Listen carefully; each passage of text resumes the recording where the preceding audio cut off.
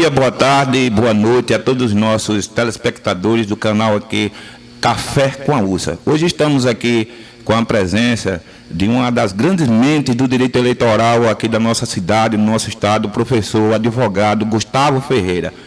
Vou passar a palavra aqui para o nosso amigo, irmão Raudrim, para depois palavra para esse especialista no direito eleitoral, onde vamos discutir aqui o que pode, o que não pode, né? Começou a campanha eleitoral durante esse pleito, né? O que não pode ser feito, o que pode. Com você, Raudrim. Um forte abraço para todos. É uma grande honra estar hoje com o nosso querido amigo Gustavo Ferreira, de muitas lutas, uma pessoa que vem defendendo o Estado Democrático de Direito aqui em nossa Alagoas, no Brasil, né, o seu cabedal de conhecimento jurídico, né, um dos melhores advogados eleitorais daqui de Alagoas, posso dizer, do Brasil, né, que é uma pessoa que, sem comentário em relação ao seu cabedal, a sua competência nessa área. Professor Gustavo Ferreira, hoje, com a ameaça do Estado Democrático de Direito, o senhor que é especialista na área do direito eleitoral, né, em relação às urnas eletrônicas, qual é a sua visão em relação às urnas eletrônicas? Primeiro, obrigado, Fernando, obrigado, Rodrigo, pelo convite. É um prazer estar aqui falando, né, no Café com a USA, de direito eleitoral, né, que é a nossa grande paixão, uma das nossas grandes paixões. E em relação à urna especificamente, com todo o respeito sempre às opiniões em sentido contrário, mas a urna é um caso de sucesso, né, brasileiro. A gente tem, vamos usar isso para o pessoal gosta de falar case, né? Case de sucesso, é um caso de sucesso. A urna ela funciona bem. Nós temos eleições garantidas, efetivamente. A urna ela é um terminal ilha. Eu sou da área de informática, né?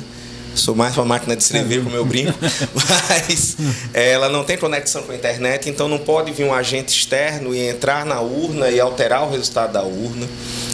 Você tem uma verificação no dia da eleição, que é a publicação do boletim de urna com o resultado daquela sessão. Você vai para a Justiça Eleitoral, onde é transmitido os dados pela intranet, justamente para evitar ataques externos, ou seja, é uma rede da própria Justiça Eleitoral de transmissão. O computador que recebe a memória com o resultado da urna é um computador não conectado à internet, que é específico para essa coleta dos votos. Você tem, antes da eleição, sempre uma verificação da urna, a auditoria feita tecnologicamente por vários institutos, sempre foi feito. A nossa urna hoje não é a mesma urna de 1996, óbvio, é uma urna que evoluiu. Eu digo que a nossa grande chancela de qualidade é a ONU, né? A Organização das Nações Unidas indica a urna brasileira como modelo de urna eletrônica no mundo. E a gente é um dos, vou dizer, o único país continental que divulga o resultado de uma eleição no mesmo dia. Nós tivemos uma eleição do 5º Constitucional da OAB recentemente, que foi voto de cédula, com apenas 3.800 eleitores, e foram 12 horas, mais de 12 horas de apuração da votação. Quase 15 horas apurando a votação. Né? Imagine com mais de 100 milhões de votos no país todo, e para um único cargo, né? Vamos lá. Foram 15 horas, um único cargo, com verificação, com sem transmissão pelo YouTube, com tudo isso. Imagine a gente colher mais de 100 milhões de votos. Né? A experiência mesmo dos Estados Unidos recente, 2020, com voto em cédula, com todas as complicações lá. Porque aqui, Rodrigo, deixou até me antecipar, né, e Fernando, os Estados Unidos, o sistema de recebimento dos votos é de competência dos estados.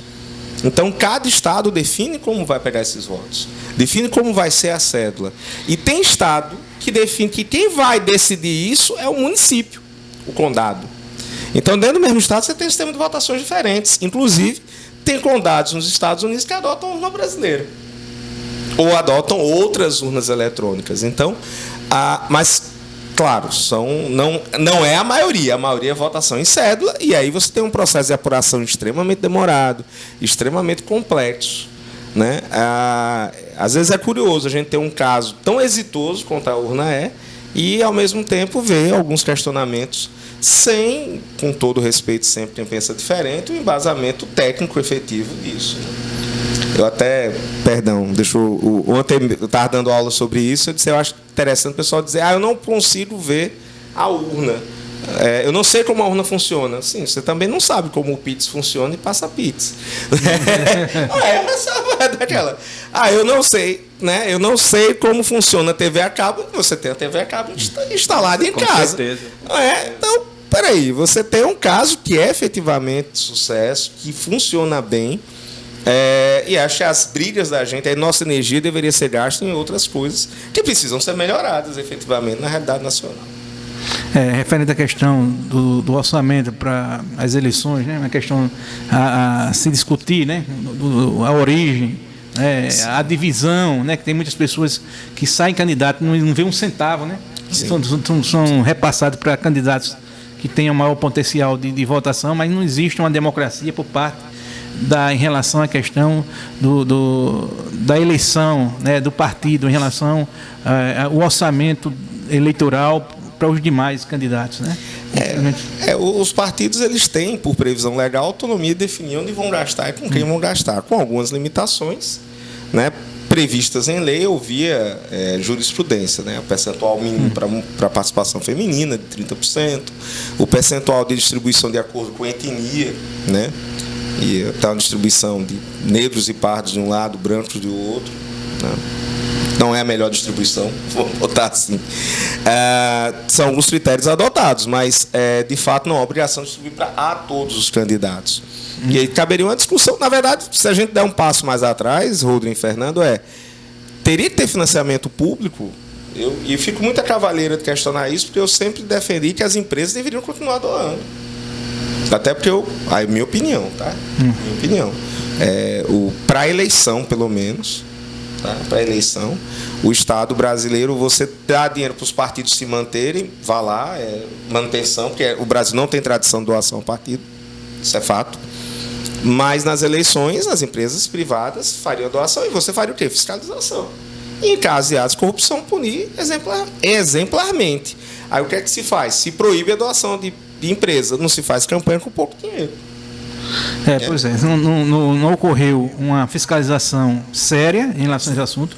Ocorreu alguns casos de corrupção, de propina em relação à questão de empresas que faziam doações para a eleição e depois tinha já jogo de carta marcada em relação à questão da licitação com as empresas, o repasse, as propinas, né?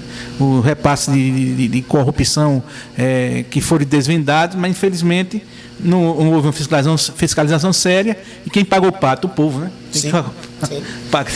São recursos públicos, poderiam estar sendo usados em outras atividades. Mas porque, às vezes, Rodrigo e Fernanda, eu brinco muito, o pessoal pensa no problema do momento e quer arranjar uma solução para aquilo, mas não pensa nas consequências gerais, né? Tudo que a gente faz acaba produzindo uma alteração no sistema. Então, você tem que ver. E outra coisa, né? Tudo tem custo. Parece que foi 2 bilhões, né? 2 bilhões. Esse ano? Quase 5 bilhões. 5 bilhões. Quase 5 bi. Quase bi. E o pessoal perguntou, muito, vou ser muito sincero, é pouco, é para ser mais. Não se faz campanha de presidente com R$1.000 no bolso. Exato. Aí você tem uma campanha presidencial, tem campanha de governador, tem campanha de senadores e deputados federais, deputados estaduais. Nós não temos tradição de doação. A verdade é essa, não é diferente dos Estados Unidos, o pessoal faz campanha, aí R$5, quer dizer, $1, $2, né? Doe quanto você puder, criam associações, recolhem recursos o ano inteiro. Não é da nossa cultura isso, tá? Na época da eleição é que os amigos se juntam lá e vão, o Fernando vai ser candidato, o Rodrigo, né, o D'Artagnan, vamos lá, vão dar um recurso para ajudar, mas não é uma constante. E é uma doação muito mais à pessoa do que a agremiação partidária. A gente ainda tem isso. Claro, com algumas exceções, mas na maioria dos casos a pessoa não está doando porque eu sou conservador, vou doar partido conservador. Ou eu sou socialista, vou doar partido socialista. Não, eu dou porque o candidato ali eu gosto, o candidato aqui eu gosto, é isso. Né? Não há uma identificação. Claro, começamos a ter a formação de partidos com uma certa identificação, eu vejo isso positivamente.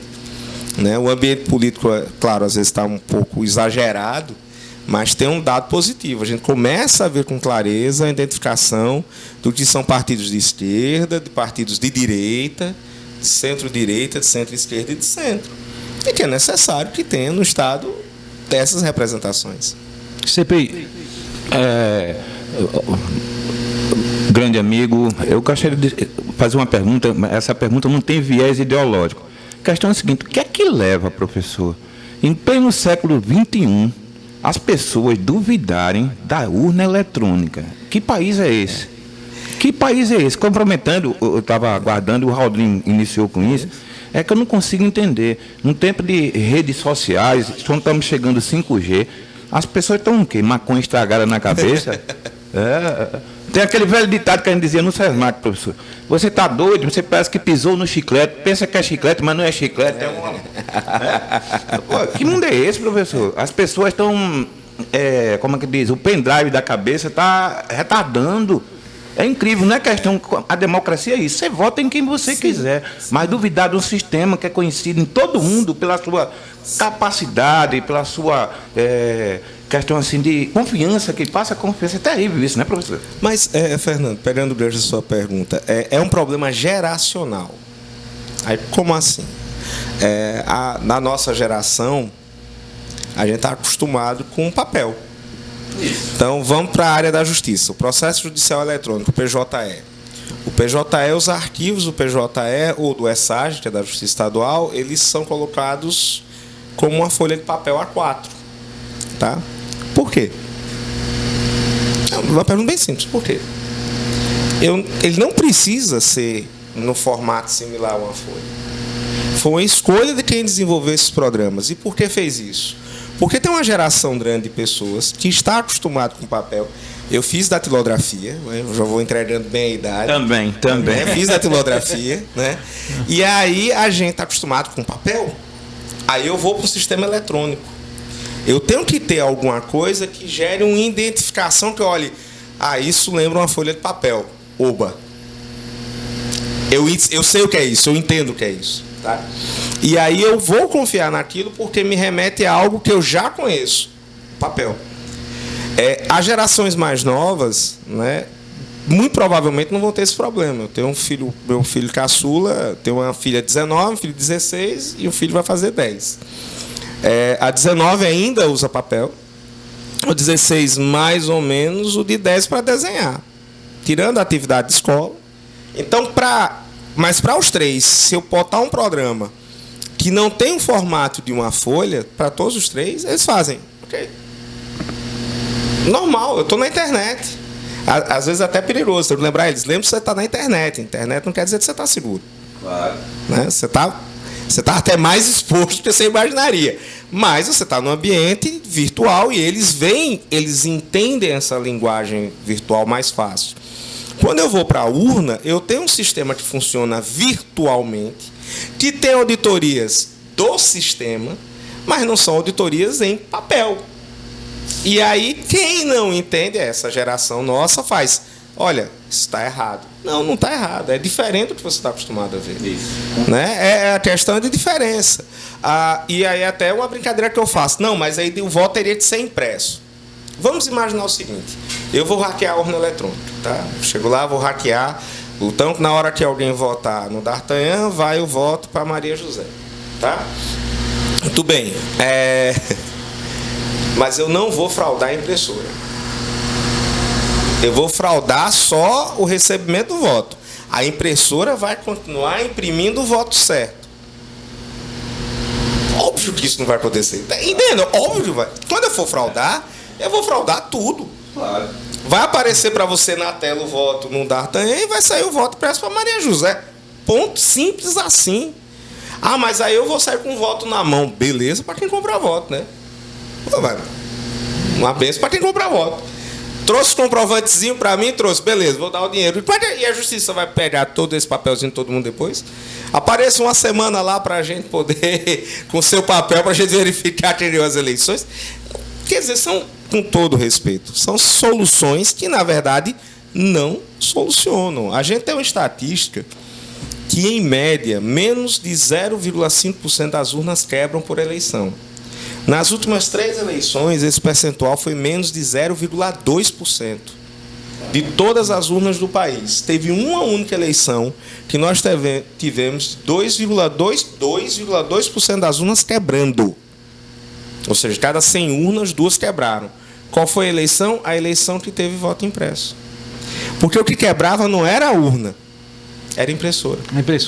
A impressora não aguentava calor, o volume, não é aquele horário mais mau movimento. Então, quebrava a impressora, tinha que tentar trocar a urna, não conseguia trocar a urna, ia para a votação para a cédula, um inferno.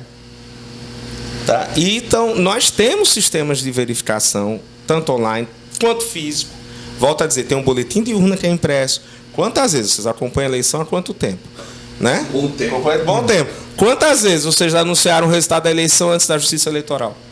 Exatamente, os fiscais pegavam os boletins de urna, você fazia a soma, o que demora a anunciar? Vou demorar deputado federal, deputado estadual, porque tem que fazer as contas do quociente eleitoral, quem tem, quem pede, quem entra. Demora mais, você tem que fazer essa conta. Mas, presidente, né? Claro, mais difícil, mas vamos lá. Governador, prefeito, então, cidade pequena, pega os boletins de todo mundo, quando a Justiça Eleitoral vai anunciar, está o povo já na rua comemorando. Né? Não é isso, é só ter o cuidado de verificar o boletim de urna. Mas verificado, você já sabe o resultado. Né? Já tem como descobrir isso. Então, com sempre respeitando quem pensa do contrário, né? Democracia é respeitar o contraditório, né? Contraditório, né? É a arte de fazer o consenso e respeitar o dissenso, né? Isso. Mas não há sentido, né, você querer desconsiderar a urna eletrônica quando, por exemplo, as pessoas confiam em coisas muito mais frágeis, né? Passar o cartão por aproximação é muito mais perigoso, muito mais perigoso do que uma urna eletrônica. O risco, e é um risco real e imediato que você sofre. E tem gente que fala mal da urna, mas faz o cartão por aproximação. Professor, antes que eu esqueça aqui, eu queria que o senhor explanasse aqui uma questão.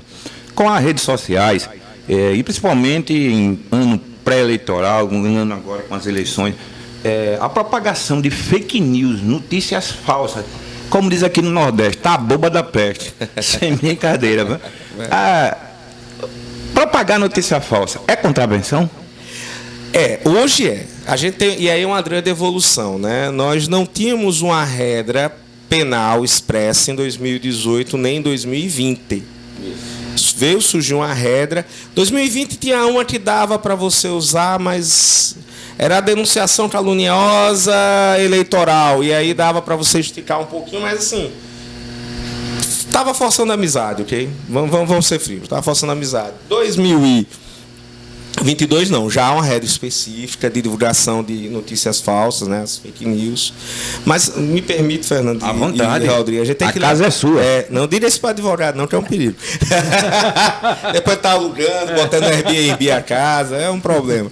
Bom, mas a notícia falsa, a fake news, ela não é nova. O que é novo é a forma de divulgação. Tinha um estudo estadunidense que, pegando as provas de interferência em eleições feitas pelos Estados Unidos e pela então União Soviética entre 1945 a 1991, havia o registro de mais de 140 intervenções em eleições de outros países na dinâmica da Guerra Fria. Essas são as intervenções confirmadas, inclusive com registro de informação falsa, de notícia falsa, sobre candidatos, sobre fatos, sobre situações. Então, o que mudou, e aí você está certo, é a propagação, meu amigo. Está muito fácil. E às vezes, criam sites para propagar de uma forma institucionalizada, assim, né? Site com CNPJ e tudo mais, para propagar isso de uma forma mais rápida, professor. Sim, não, e se usa até de páginas parecidas com outras páginas bastante Exatamente, sérias. hoje está acontecendo muito em Alagoas. Você vê o visual, acha que é a página, né, do fato, e vai ver uma outra de uma outra empresa que ficou diferente. e que está ali a serviço de alguém, evidentemente, né? Então, e aí a divulgação. Mas como é que se combate isso? Aí claro, é bom ter uma sanção. Meu grande mestre nos deu uma aula que é bom, que a gente está em eleição para a gente botar o time em campo. Obrigado. Mas o que é difícil tinha um professor meu de filosofia lá em Campinas, o Álvaro Iglesias, ele dizia: da onde nasce a mentira? Da preguiça, da propagação da mentira, da preguiça. Isso. Eu falo mal de alguém e, ao invés de consultar se aquela informação é verdadeira, eu repasso para frente. Então, você quer evitar a propagação de algo ruim, confira, né? Faço aquela consciência de entrar e dizer: peraí, essa informação existe. Eu vou fazer a famosa checagem da notícia. Isso foi realmente dito? Isso foi dito dessa forma? Porque quando a gente tem a fake news, e qual é a diferença dela para a mentira pura e simples? É que a mentira pura e simples é o fato que não aconteceu. Ponto. A fake news bem feita, ela evolui, ela pega um fato que aconteceu e ela ou tira do contexto ou dá uma roupagem diferente. E aí eu começo a criar uma situação que, peraí, isso é verdade ou não é? Tá? Além do que, nós temos alguns problemas tecnológicos bastante sérios. Hoje existem programas na internet onde eu posso simular que sou outra pessoa. Exato. Isso não é invenção, isso é fato. Inclusive já teve uma com um jornalista brasileiro que ele teria dito uma coisa sobre algum determinado candidato. E foi demonstrado que não houve esse programa e que, na verdade, o que eles fizeram? Alguém com porte físico parecido com o dele falou aquelas acusações.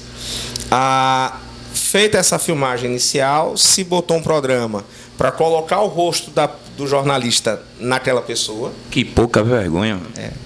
E tem um outro programa que é para transformar a voz. Pessoa que falta do que fazer, povo. É só o sujeito. E tem isso. Isso é um fantástico uma vez sobre isso. Isso não é algo assim tão difícil. Para a gente da máquina de escrever, né? É um negócio do outro mundo. Mas para a turma que está acostumada à tecnologia, não é algo tão difícil assim. Você não é algo, só estúdio de Hollywood tem, porque isso é extremamente caro, não sei. Não. Isso é uma coisa que tem como você adquirir, relativamente fácil. Quem está vendo a gente e até vocês já receberam aquele parabéns para você aí com a voz da Dilma, do Michel Temer, do Bolsonaro, do Lula, do Roberto Jefferson. Por isso que eu não abro. Esse programa. Eu não abro. Veja, é de brincadeira, a gente está rindo ali, esse programa, parabéns para você, nesse seu aniversário, vai mudando as vozes, né, tal. E você acha que são as pessoas mesmo que estão falando. Então, esse é um programa que já tem. E aí a gente tem que ter um certo cuidado para ver se, por exemplo, um áudio do Rodrigues esculhambando com o Fernando, se foi realmente o Rodrigues que falou. Pode ter sido eu. E eu usei esse programa, manda e disse, quem está falando de você, causa uma briga aqui tremenda, mas na verdade ele disse, mas eu nunca disse isso. Eu nunca falei isso. Mas é a sua voz, né? É a sua voz que está aqui. Então, há uma necessidade de a gente ter um cuidado muito grande com os conteúdos que a gente vê, de verificação. Claro, às vezes a gente se assusta porque a pessoa realmente falou aquilo. Né? Tem hora que a gente faz. Não é possível que ele disse isso, aí você vê que se falou. Professor, antes que saia do raciocínio aqui, como disse, sem partidarizar, porque o nosso programa aqui não tem lado B, C, nós servimos, né, Rodrinha, o jornalismo com responsabilidade, a sociedade. Olha só, espalhou-se por aí, pelas redes sociais, de que o Lula ganhando eleição ia fechar todos os templos religiosos do Brasil. Mentira. Que a pessoa, quando vai na internet, você encontra vídeos. O Lula, não é defendendo o Lula, nem um raio que o passa, né? Que a gente tá uma questão de direito eleitoral. Aí pega o quê? Você vê lá o Lula assinando um decreto, a lei do combate à intolerância religiosa, dando todas as condições das igrejas, né, funcionarem. O que acontece com a população que esqueceu do passado, esqueceu dos fatos e acredita numa mentira, professor? Às vezes você quer. A gente tem um caminho da radicalização, isso tanto a direita quanto a esquerda, batendo aí em todo mundo, de você só querer ouvir aquilo que você quer ouvir. Perfeito. Isso é um fato. Eu só vou nas páginas ou só escuto aquelas pessoas que pensam igual a mim. O espaço de debate se tornou um espaço meio complicado. E eu falo dos dois porque tanto a esquerda quanto a direita tem esse mesmo comportamento.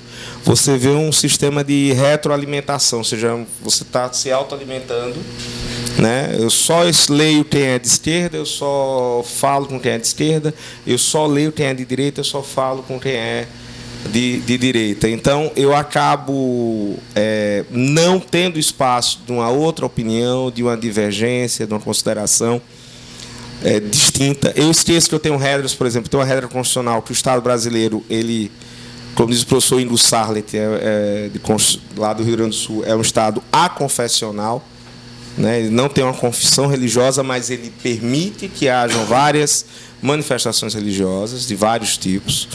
Então, esse Estado aconfessional, né, não permite, quem quer que seja presidente, né, quem quer que seja fixado ou proibido uma profissão de fé religiosa, né? Mas é esse problema de você não ter um diálogo com os opostos. Eu tinha 2 amigos em Campinas, um era de extrema esquerda, era uma das poucas pessoas que eu conheci que sabia cantar Internacional Socialista em português, né? E eu tinha um outro amigo que era de extrema direita, mas extrema direita daquela... Que balaio de gato, hein? Os dois sempre saíam juntos. Porque, em que pese eles não concordarem com absolutamente nada, e eles não concordavam em nada, eles respeitavam muito uma opinião do outro. Era um negócio muito interessante, era muito divertido. Muito bacana, porque eles saíam, conversavam, era cada discussão, cada briga, e dizer, pô, não vamos falar mais na outra semana, aí vamos sair de novo, vamos sair. Então, eles gostavam de debater e ter os pontos de vista. Eu achava legal porque, apesar de pensarem completamente diferentes, mantinham um relacionamento de amizade e de respeito. Eu não sou obrigado a concordar com uma pessoa para gostar daquela pessoa. Claro. Que hoje a gente virou uma questão meio que de sedimentação. Ou você concorda comigo 100%, ou você não é contra o que eu penso, né? Professor Gustavo Ferreira, nós estamos vivendo um momento crítico nacional referente à questão das eleições e as ameaças em relação ao resultado das urnas eletrônicas. Na nossa Constituição, no direito penal e no direito eleitoral, se um grupo for com ações paramilitares para impedir o resultado das eleições, quais as consequências jurídicas para esse tipo de grupo? Bom, vamos lá. Nós temos uma série de consequências previstas na legislação a depender do lado. Por exemplo, se for um partido político e tem um grupo paramilitar, esse partido pode ser extinto. Tá? A Constituição proíbe que partidos tenham grupos paramilitares, né? A SS mesmo, na Alemanha nazista, não era uma organização do Estado alemão. Era um grupo paramilitar do Partido Nazista da Alemanha. Nem era o único, era o grupo o grupo de elite, vamos dizer assim. Então, há uma punição eleitoral para aquele partido, se for identificado com um partido. Você tem, ainda que com eventuais ressalvas, uma lei de segurança nacional que prevê sanções.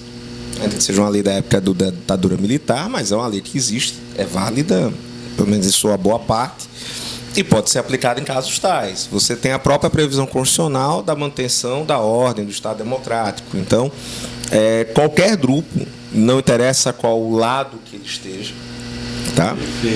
Qualquer um, em não respeitando o resultado das eleições, ele pode sofrer as sanções criminais, sanções administrativas, sanções eleitorais, né? O processo de votação, a gente tem democracia para justamente parar de se matar, né? Exato. Né? A gente tem democracia para isso, para que haja uma alternância de poder, e essa alternância... Como é que eu fazia alternância de poder antes? Né? Eu fazia uma revolução, eu botava a guilhotina, cortava a cabeça das pessoas, né? Fazia um processo violento. Na hora que a gente introduz a democracia, o processo de votação, que um grupo entra e depois tem que lugar dar outro, se perde na votação, eu estou criando uma forma de alternância de poder, de mudança, sem ter que matar ninguém. Né? A disputa que antes era violenta, né, muitas vezes até sanguinária, passa a ser uma disputa de ideias e projetos e que vença quem conseguiu mais votos. Ponto.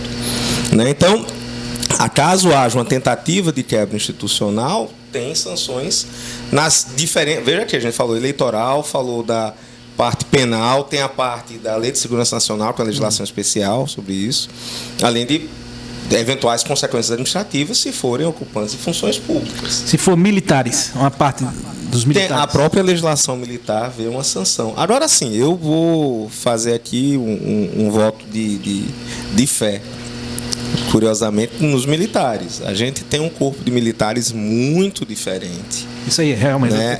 Eu digo que os militares eles participavam de movimentos de quebra da ordem institucional quando eles eram proibidos de votar. Aí a gente tem que pegar um histórico disso. Né? Os militares não podiam participar de eleições no Império, enquanto da Ativa, e na Velha República. Aí, movimentos de insurreição. Aí veio uma liberação para alguns militares, né? Isso foi até 1964. Né? Aí, com o Código Eleitoral, em 1965, os oficiais podiam ser candidatos. Os praças, né, os soldados e os suboficiais não podiam. Com a Constituição de 88, só os que estão no serviço militar obrigatório ficam proibidos de participar do processo eleitoral, mas todo mundo pode participar. Coincidência ou não, é o nosso período de maior estabilidade democrática.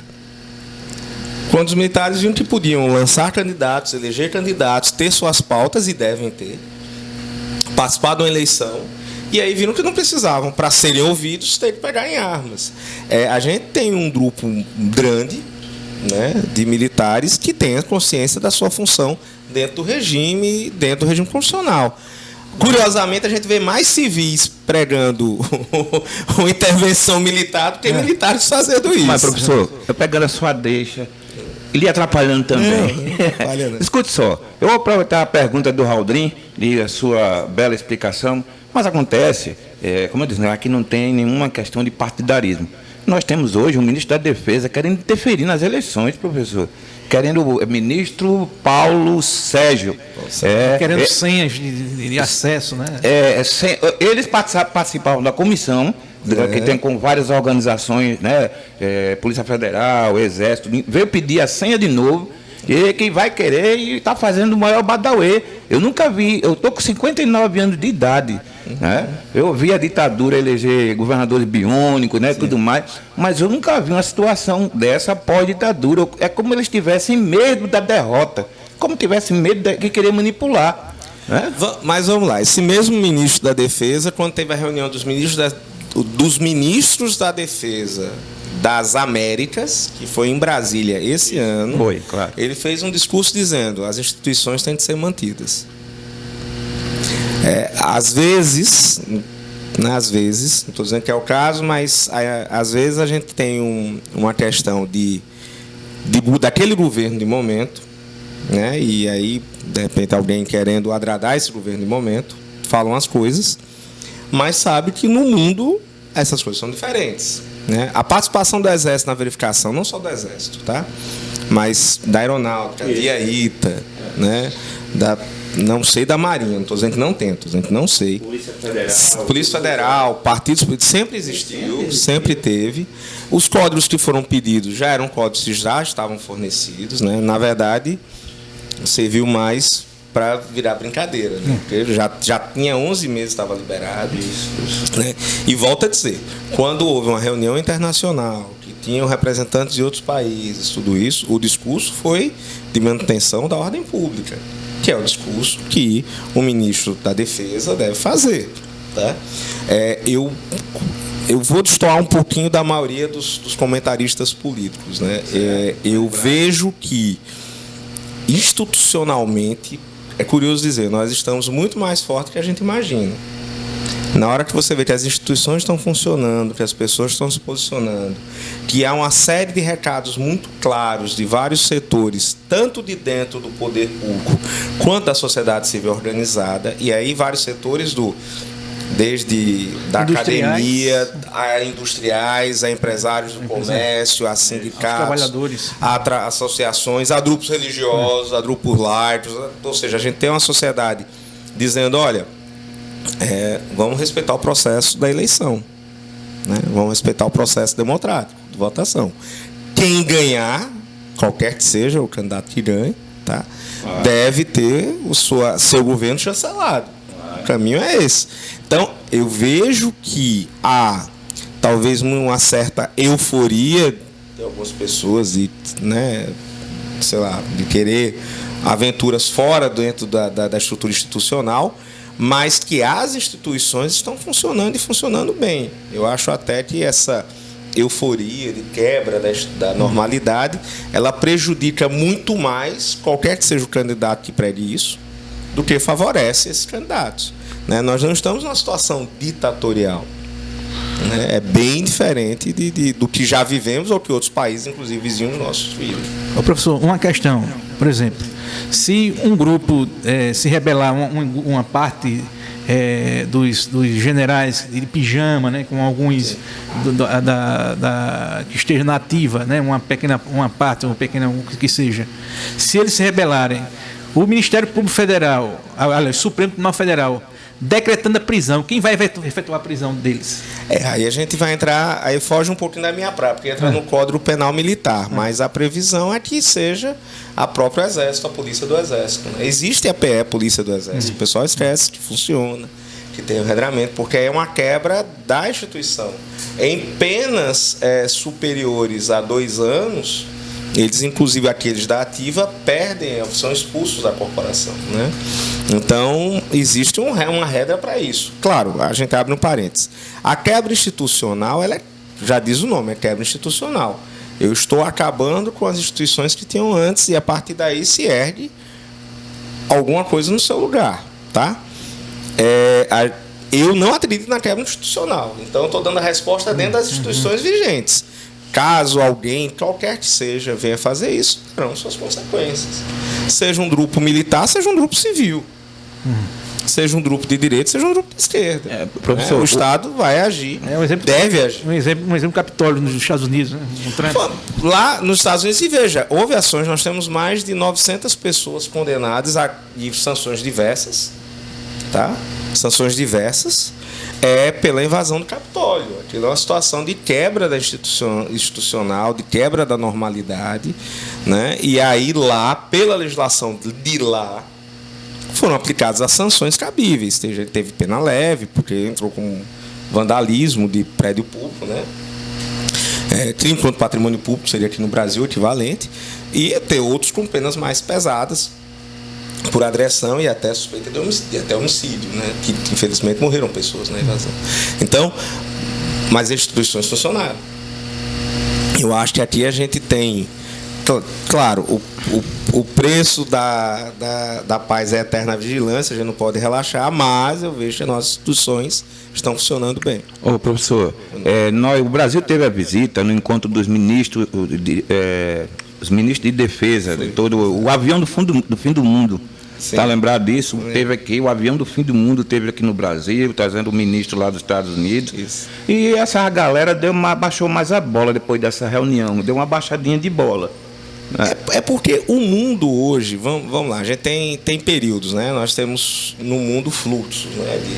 De mais democracia, menos democracia, mais liberdade, menos liberdade, né? Mais progressista ou mais conservador. A gente tem um fluxo hoje em que pese haver um crescimento de forças até antidemocráticas, tá? Em alguns lugares do mundo, mas o mundo caminha para perceber algo muito óbvio, que numa democracia se vive com grande estabilidade, né?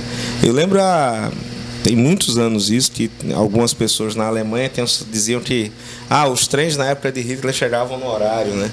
Aí a resposta do cara foi: mas na democracia alemã continuam chegando no horário e ninguém morre. E ninguém morre.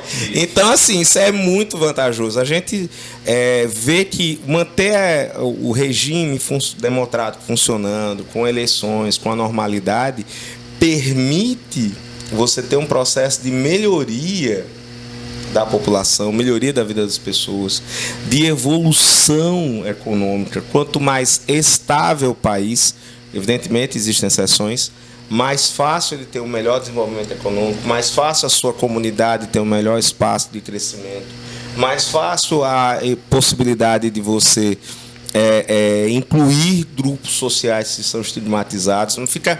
O processo democrático ele permite que haja uma maior participação de todos. Quando eu tenho um processo que é de troca através da força, eu estou acabando com essa forma natural, eu estou ajudando a criar um atraso econômico, eu estou ajudando a criar um retrocesso. Não vou nem falar de retrocesso social, vou no retrocesso econômico mesmo, de menos dinheiro em circulação, menos necessidade de menos investimento externo, de menos reconhecimento de outros países. Você jogar com as regras do jogo debaixo do braço permite que o país cresça melhor. E é isso, né, que, quando teve encontro dos ministros da Defesa das Américas, isso foi lembrado. Disse, olha, é muito melhor o regime funcionando, um regime democrático funcionar normalmente. Né? Qualquer regime ditatorial ele é ruim. Professor, me lembrando aqui, na década de 80, estávamos vivendo o regime militar. Baixou o espírito, sabe de quê? Como é o nome, Raul, daquele. Aquele desenho que corre. Papaléguas? Papaléguas. O soldado, a gente, 10 horas da noite, a gente passando pela calçada lá do Exército, né? Aí o cara foi tirar onda, né? Que não podia ir pela calçada, tinha que ir pela estrada. Aí ficou aquela discussão, para ser breve. Não, rapaz, a gente vai ser atropelado. Aí ele foi empurrar o meu primo. O meu primo monstruoso, negão monstruoso, meteu a mão no meio dos peitos. Meu amigo só veio, blém, blém, blém, blém, um sininho batendo. Daqui a pouco corre que a polícia do Exército está vindo aí. Quando eu vi dar por mim, sabe onde é que eu estava? No mirante da Xande Jaqueira. Pensa na carreira. Todo suado, fedendo que nem gambá. Aí depois o caba disse, rapaz, o que foi que aconteceu? A gente falou com você nem ouviu. Eu disse, meu irmão, nem te conto, deixa quieto. É perigoso. Professor, eu gostaria de, como que eu posso afirmar assim, esse programa aqui está sendo tão bom para abrir os olhos da sociedade. Eu queria que, em nome meu e do Raudrim, olha, eu sei que você é muito ocupado. Você é muito ocupado. Mas esse aqui é o nosso jornal. Obrigado. Na próxima edição, se você quiser falar alguma coisa, escrever alguma coisa, você está convidado, né, Raudrim? Escrever. O outro número está chegando amanhã. Aí, dentro do que o que está na matéria, o prazo para impugnação de candidaturas acabou? Acabou, professor? Não. O prazo deve estar começando agora para a maioria dos candidatos. Bingo. Eu explico, né? Explico. No jornal vocês vão entender. Mas só para dar o pessoal à vontade, saber. Eu publico, tem o registro de candidatura, eu vou publicar o rol dos pedidos de registro de candidatura. A Alagoas, a gente teve vários pedidos feitos agora nesse final de semana. Alguns já foram, inclusive, publicados no Diário Eletrônico de hoje, do TRE. Dessa publicação, abre o prazo de 5 dias para impugnar, 5 dias corridos. E a partir de ontem, contando sábados, domingos e feriados. É que a sociedade, se bem lembra, né, o MCCE, junto com o Movimento Nacional Caras Pintadas, nós impugnamos várias candidaturas no passado. E, com todo o respeito, que eu tenho um excelente amigo, irmão, um excelente profissional e um bom mestre, o bicho vai pegar, viu? É com você, Rodrigo. Pois hoje foi um papo formidável, né, em relação com a questão de direito eleitoral. É uma área que eu sou muito apaixonado. Também. Apesar de que eu tranquei minha matrícula em relação ao meu curso de direito, mas irei retornar. Estou tentando. Retorne. Nessa correria, estou tentando ver se o online, né, o EAD. Então, está para iniciar na UNIT e outras faculdades, já que o jornalismo, professor, nos consome. O jornalismo... Mas vai para a sala de aula, é melhor. Dá para ter essas discussões. O ED, infelizmente, não permite esse espaço. Eu tive um professor no SESMAC, Rodrigo, que um dia ele... Não vou citar nome por questão de ética. Ele veio vender um livro. É um baixinho. Ele vendeu um livro. Aí eu olhei para a cara assim, professor, com todo respeito, por que isso? Qual a razão disso? Como é que o senhor pode provar isso? Isso é dialética. Rapaz, cá para nós, como diz um matuto aqui, né? Professor peidado. Porque eu estava querendo saber como é que ele podia fazer aquela. Pô, menino, por isso que é bom a faculdade. Eu, em 2023, como eu sou formado, eu posso entrar em qualquer curso sem fazer vestibular. Aí, se eu puder e meu dinheiro der, né? Vamos nessa de novo. Com você, Raul. Pois é, agradecemos a presença do Dr. Gustavo Ferreira, né? Essa aula fantástica em relação ao direito eleitoral e principalmente do momento político que estamos vivendo hoje no Brasil, né? Esse momento turbulento. Esperamos que as pessoas tenham o discernimento necessário para manter a paz, né? o equilíbrio constitucional no Brasil, para que possamos terminar esse pleito eleitoral, né, com muita paz, com muita tranquilidade. Professor, nós deixamos agora os nossos microfones para os nossos telespectadores, para o senhor passar a sua mensagem para os nossos telespectadores em relação a esse pleito eleitoral e qual o papel da sociedade neste momento. Bom, obrigado. Primeiro, né, agradeço o convite tanto do Fernando, do Raudrin, agradeço o Rodrigo, né, o D'Artagnan, estão aqui conosco também, né? Nosso mosqueteiro mor. Mosqueteiro mor, né? Obrigado pelo jornal. Leloei, como diz. Mas o mais importante é a gente lembrar que na democracia, até uma frase que eu acabei de dizer e volto a repetir, é a arte do consenso com a convivência ao dissenso, ou seja, tentar chegar no meio termo e respeitar quem pensa diferente, né? E Ponte de Miranda, para citar um conterrâneo nosso alagoano importante, dizia que os problemas da democracia se resolvem com mais democracia. Então, o processo eleitoral está aí, que ganhe o candidato que a maioria da população preferir, tá, em todos os cargos, e que ele faça um bom governo, e se não fizer, daqui a 4 anos vem nova eleição, e se muda. O caminho... É a democracia, por exemplo. Nós tivemos um governo social-democrata, que diziam que a esquerda, para mim, nunca existiu um governo de esquerda, mas social-democrata. Partimos agora para um governo de extrema-direita, e o povo está aí para colocar quem eles queiram. A democracia melhor, né? Professor Gustavo Ferreira, nós estamos vivendo um momento crítico nacional referente à questão das eleições e as ameaças em relação ao resultado das urnas eletrônicas. Na nossa Constituição, no direito penal e no direito eleitoral, se um grupo for com ações paramilitares para impedir o resultado das eleições, quais as consequências jurídicas para esse tipo de grupo? Bom, vamos lá. Nós temos uma série de consequências previstas na legislação a depender do lado. Por exemplo, se for um partido político e tem um grupo paramilitar, esse partido pode ser extinto. Tá? A Constituição proíbe que partidos tenham grupos paramilitares, né? A SS mesmo na Alemanha nazista não era uma organização do Estado alemão. Era um grupo paramilitar do Partido Nazista da Alemanha. Nem era o único, era o grupo o grupo de elite, vamos dizer assim. Então, há uma punição eleitoral para aquele partido, se for identificado com um partido. Você tem, ainda que com eventuais ressalvas, uma lei de segurança nacional que prevê sanções. Ainda que seja uma lei da época da ditadura militar, mas é uma lei que existe, é válida, pelo menos em sua boa parte, e pode ser aplicada em casos tais. Você tem a própria previsão constitucional da manutenção da ordem do Estado democrático. Então, qualquer grupo, não interessa qual lado que ele esteja, tá? Qualquer um, em não respeitando o resultado das eleições, ele pode sofrer as sanções criminais, sanções administrativas, sanções eleitorais, né? O processo de votação, a gente tem democracia para justamente parar de se matar, né? Exato. Né? A gente tem a democracia para isso, para que haja uma alternância de poder, e essa alternância... Como é que eu fazia alternância de poder antes? Né? Eu fazia uma revolução, eu botava a guilhotina, cortava a cabeça das pessoas, né? Fazia um processo violento. Na hora que a gente introduz a democracia, o processo de votação, que um grupo entra e depois tem que dar outro, se perde na votação, eu estou criando uma forma de alternância de poder, de mudança, sem ter que matar ninguém. A disputa que antes era violenta, né, muitas vezes até sanguinária, passa a ser uma disputa de ideias e projetos, e que vença quem conseguiu mais votos. Ponto.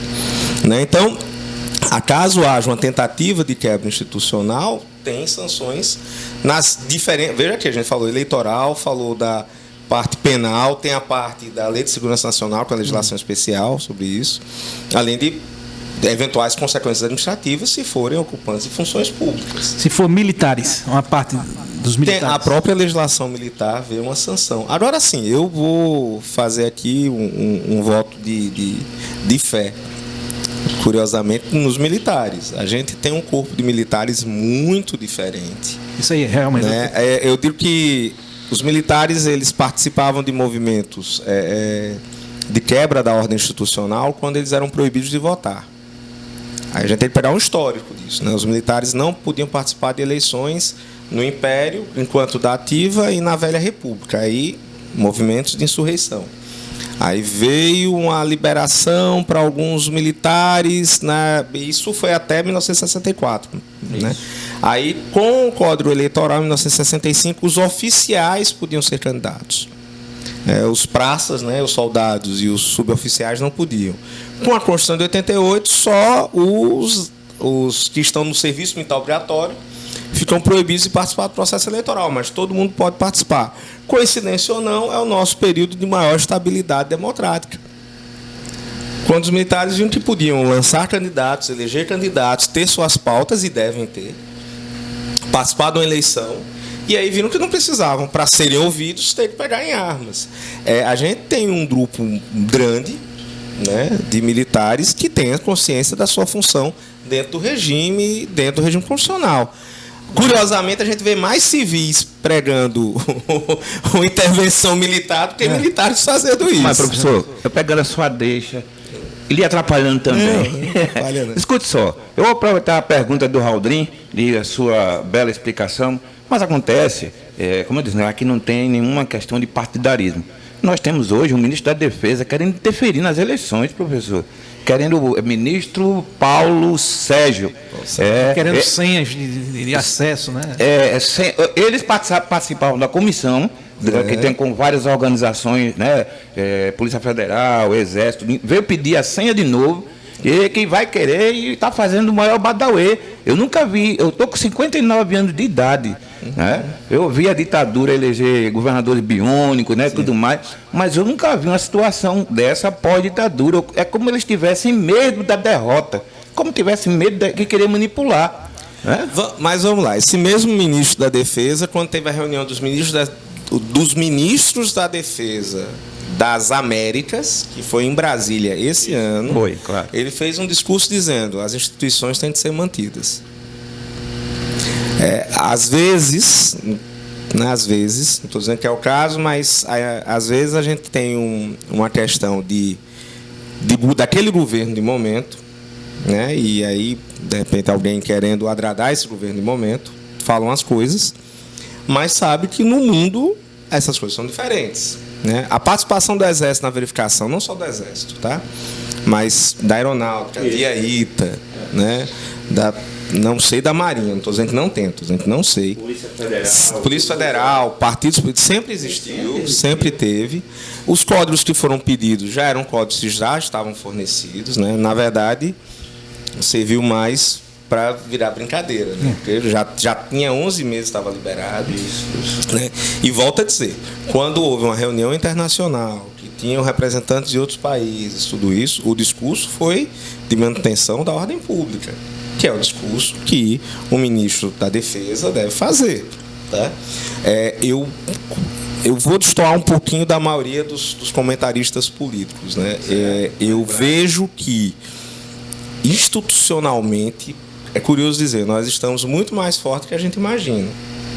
Na hora que você vê que as instituições estão funcionando, que as pessoas estão se posicionando, que há uma série de recados muito claros de vários setores, tanto de dentro do poder público quanto da sociedade civil organizada, e aí vários setores desde da academia, a industriais, a empresários do comércio, a sindicatos, trabalhadores, a associações, a grupos religiosos, a grupos laicos, ou seja, a gente tem uma sociedade dizendo, olha, vamos respeitar o processo da eleição, né? Vamos respeitar o processo democrático de votação. Quem ganhar, qualquer que seja o candidato que ganhe, tá? Deve ter seu governo chancelado. caminho é esse. Então, eu vejo que há talvez uma certa euforia de algumas pessoas de, né, sei lá, de querer aventuras fora dentro da estrutura institucional, mas que as instituições estão funcionando e funcionando bem. Eu acho até que essa euforia de quebra da normalidade, ela prejudica muito mais qualquer que seja o candidato que pregue isso, do que favorece esses candidatos. Né? Nós não estamos numa situação ditatorial. Né? É bem diferente do que já vivemos ou que outros países, inclusive vizinhos nossos, vivem. Ô, professor, uma questão, por exemplo, se um grupo se rebelar, uma parte dos generais de pijama, né, com alguns que esteja na ativa, né, uma parte, uma pequena, o que seja, se eles se rebelarem, o Ministério Público Federal, aliás, Supremo Tribunal Federal, decretando a prisão, quem vai efetuar a prisão deles? Aí a gente vai entrar, aí foge um pouquinho da minha praia, porque entra no Código Penal Militar, mas a previsão é que seja a própria Exército, a Polícia do Exército. Né? Existe a PE, Polícia do Exército, o pessoal esquece que funciona, que tem um regramento, porque é uma quebra da instituição. Em penas superiores a 2 anos, eles, inclusive aqueles da ativa, são expulsos da corporação. Né? Então, existe uma regra para isso. Claro, a gente abre um parênteses. A quebra institucional, já diz o nome, é quebra institucional. Eu estou acabando com as instituições que tinham antes e, a partir daí, se ergue alguma coisa no seu lugar. Tá? Eu não acredito na quebra institucional. Então, eu estou dando a resposta dentro das instituições vigentes. Caso alguém, qualquer que seja, venha fazer isso, terão suas consequências. Seja um grupo militar, seja um grupo civil. Seja um grupo de direita, seja um grupo de esquerda. Professor, o Estado vai agir, deve agir. Um exemplo Capitólio nos Estados Unidos. Né? Lá nos Estados Unidos, e veja, houve ações, nós temos mais de 900 pessoas condenadas e sanções diversas. Tá? Sanções diversas. Pela invasão do Capitólio. Aquilo é uma situação de quebra da institucional, de quebra da normalidade. Né? E aí lá, pela legislação de lá, foram aplicadas as sanções cabíveis. Teve pena leve, porque entrou com vandalismo de prédio público, né? Crime contra o patrimônio público seria aqui no Brasil o equivalente, e ter outros com penas mais pesadas, por agressão e até suspeita de homicídio, até homicídio, né? Que infelizmente morreram pessoas na invasão. Então, mas as instituições funcionaram. Eu acho que aqui a gente tem, claro, o preço da paz é a eterna vigilância, a gente não pode relaxar, mas eu vejo que as nossas instituições estão funcionando bem. Ô, professor, o Brasil teve a visita no encontro dos ministros, os ministros de defesa, o avião do fim do mundo. Está lembrado disso? Teve aqui, o avião do fim do mundo teve aqui no Brasil, trazendo o ministro lá dos Estados Unidos. Isso. E essa galera baixou mais a bola depois dessa reunião, deu uma baixadinha de bola. É porque o mundo hoje, vamos lá, a gente tem períodos, né? Nós temos no mundo fluxos, né? De mais democracia, menos democracia, mais liberdade, menos liberdade, né? Mais progressista ou mais conservador. A gente tem um fluxo hoje em que pese haver um crescimento de forças até antidemocráticas, tá? Em alguns lugares do mundo, mas o mundo caminha para perceber algo muito óbvio, que numa democracia se vive com grande estabilidade. Né? Eu lembro, tem muitos anos isso, que algumas pessoas na Alemanha diziam que os trens na época de Hitler chegavam no horário. Né? Aí a resposta do cara foi, mas na democracia alemã continuam chegando no horário e ninguém morre. E ninguém morre. Então, assim, isso é muito vantajoso. A gente vê que manter o regime democrático funcionando, com eleições, com a normalidade, permite você ter um processo de melhoria da população, melhoria da vida das pessoas, de evolução econômica. Quanto mais estável o país, evidentemente existem exceções, mais fácil ele ter um melhor desenvolvimento econômico, mais fácil a sua comunidade ter um melhor espaço de crescimento, mais fácil a possibilidade de você incluir grupos sociais que são estigmatizados. Não fica o processo democrático ele permite que haja uma maior participação de todos. Quando eu tenho um processo que é de troca através da força, eu estou acabando com essa forma natural, eu estou ajudando a criar um atraso econômico, eu estou ajudando a criar um retrocesso. Não vou nem falar de retrocesso social, vou no retrocesso econômico mesmo, de menos dinheiro em circulação, menos necessidade de menos investimento externo, de menos reconhecimento de outros países. Você jogar com as regras do jogo debaixo do braço permite que o país cresça melhor. E é isso, né, que, quando teve encontro dos ministros da Defesa das Américas, isso foi lembrado. Disse, olha, é muito melhor o regime funcionando, um regime democrático funcionar normalmente. Né? Qualquer regime ditatorial ele é ruim. Professor, me lembrando aqui, na década de 80, estávamos vivendo o regime militar. Baixou o espírito, sabe de quê? Como é o nome, Raul, daquele... aquele desenho que corre... Papaléguas. O soldado, a gente, 10 horas da noite, a gente passando pela calçada lá do Exército, né? Aí o cara foi tirar onda, né? Que não podia ir pela calçada, tinha que ir pela estrada. Aí ficou aquela discussão, para ser breve. Não, rapaz, a gente vai ser atropelado. Aí ele foi empurrar o meu primo. O meu primo monstruoso, negão monstruoso, meteu lá a mão no meio dos peitos.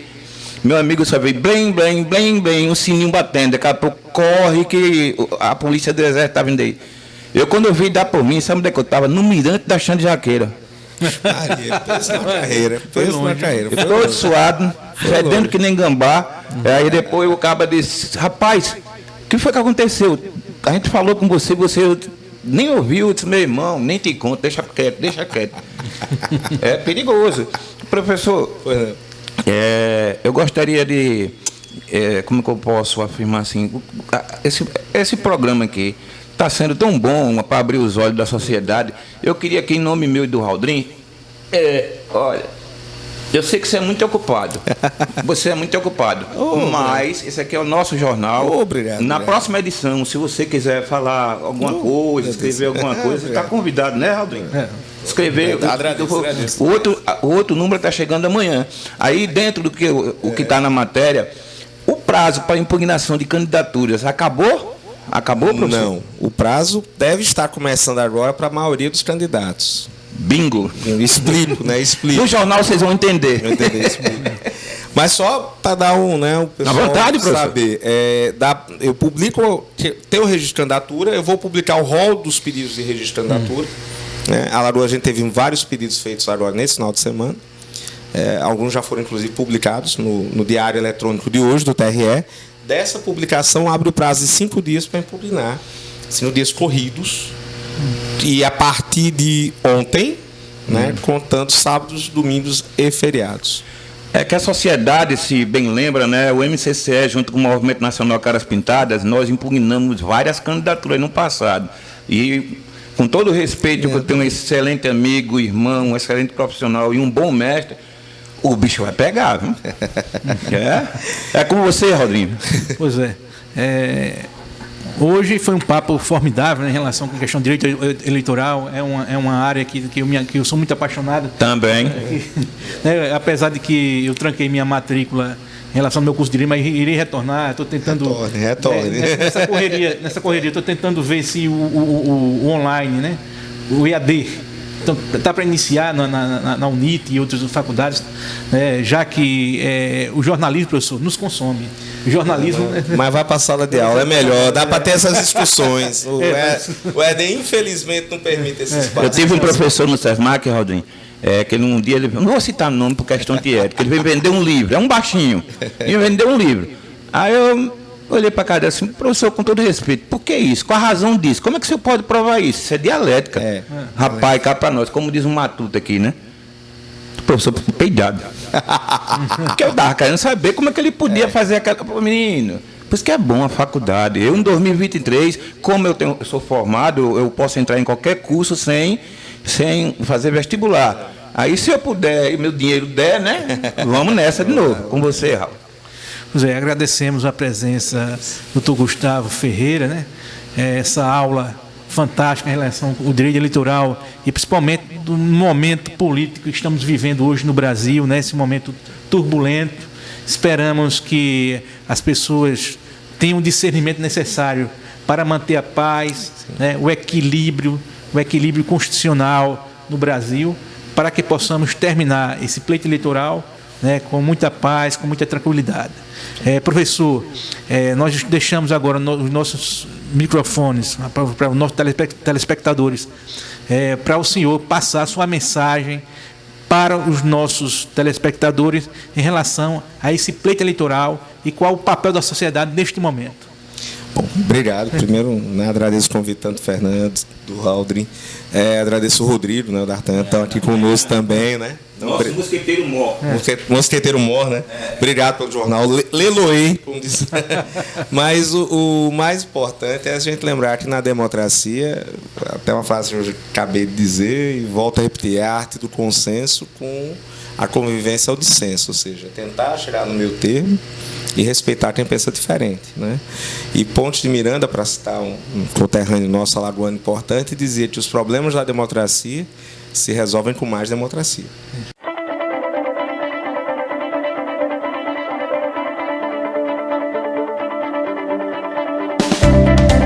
Estamos com a presença da nossa dinâmica advogada, a doutora Kessia Rodrigues, que vem atuando e se destacando no mundo do direito aqui em Alagoas, CPI.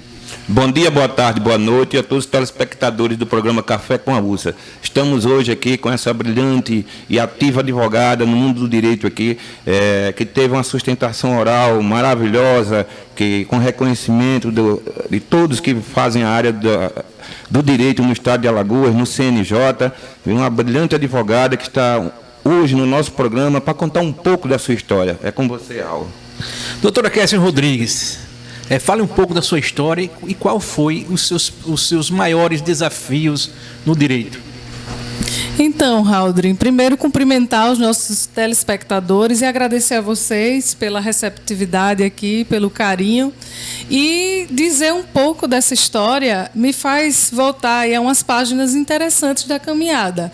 E eu diria que um dos maiores desafios foi sair de uma forma ainda crua, como a gente costuma dizer, ainda precisando aprender, ser burilada. Foi um momento em que eu recebi uma demanda para o Conselho Nacional de Justiça, no auge ali dos meus 24 aninhos, e essa parte a gente não conta muitos detalhes da idade, né, Haldrin? Mas brincadeiras à parte, para refletir exatamente no momento em que essa demanda chegou até a minha pessoa, até o escritório, e que foi feita essa análise, Fernando, no auge da minha imaturidade, a cliente querendo de toda forma, porque a gente leva ali a emoção do cliente, a gente leva a expectativa do cliente para o tribunal, e talvez aquele excesso de responsabilidade não me tomava num momento de pouca maturidade, Fernando. E naquele momento eu olho para a cliente e digo, essa causa é fácil, muito fácil de resolver.